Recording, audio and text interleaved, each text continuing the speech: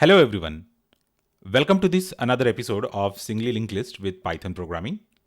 In this episode we are going to write a recursive method to print a linked list in reverse order. So it is going to be quite interesting, and that particular routine is going to be a method for this class. So we have already defined our class, and in case you want to see all the other methods and their explanations, then you can go through all the videos in this entire series that I am uploading on YouTube channel. Now we can just say def print rev. So this print reverse is the method. Self is the reference to the same class or the same object. So let us now handle this temp node. Let us check if it is not empty. If temp, then I'm going to make a recursive call to this thing, okay? Self dot print rev and temp dot next. And finally, we are printing the value of that node, temp dot data, comma end.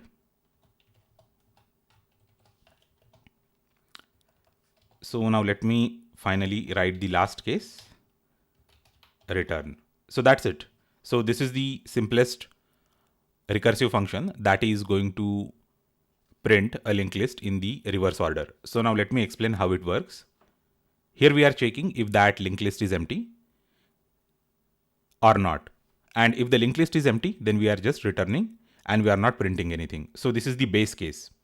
Okay. So at some point in the execution, we are definitely going to reach to this point, and this is the base case of our recursion. And then this is the case where we are making the recursive call. So if the list is not empty, or if that temp variable is not empty, then we are again going into the recursion by making this recursive call. We are visiting the next element. So this way we are going all the way up to the last element, and then we are printing its value, and then we are actually coming out of that recursion and printing the value of the earlier element, and so on and so on.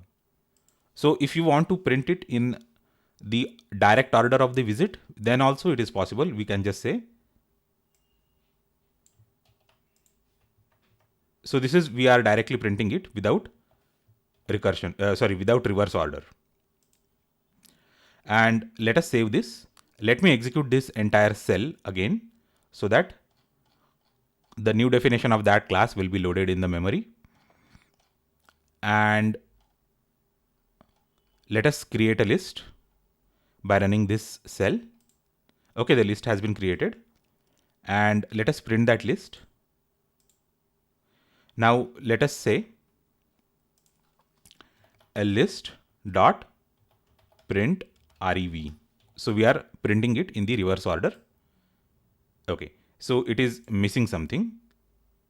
It is actually missing the head thing. Okay, so I will just say list dot head, and let us execute it. And here we have the list printed in reverse order, and we can even print it in the forward order, and that is also possible. We will just comment this line and then comment this one. Okay, we uncommented the earlier line and commented this line. Now it is going to print it in the order it actually visits the node. And let me save it, and let me execute this again.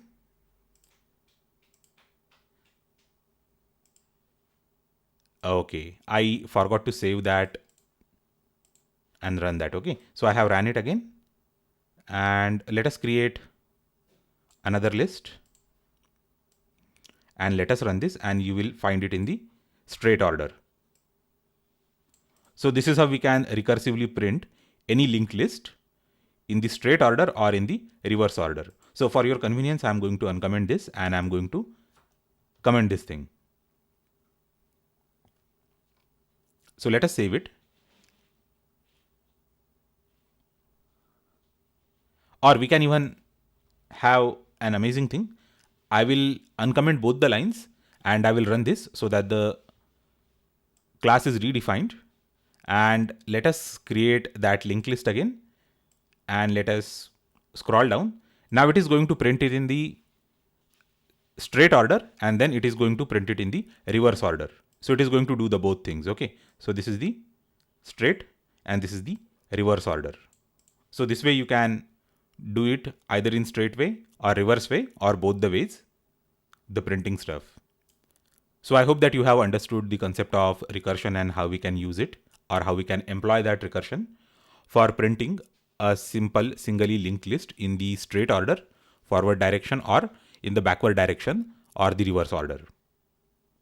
In case you want to access the code bundle, just check the description. I have mentioned the link to the GitHub repository where the code has been uploaded. Thanks a lot for watching this episode, and we will meet in the next episode.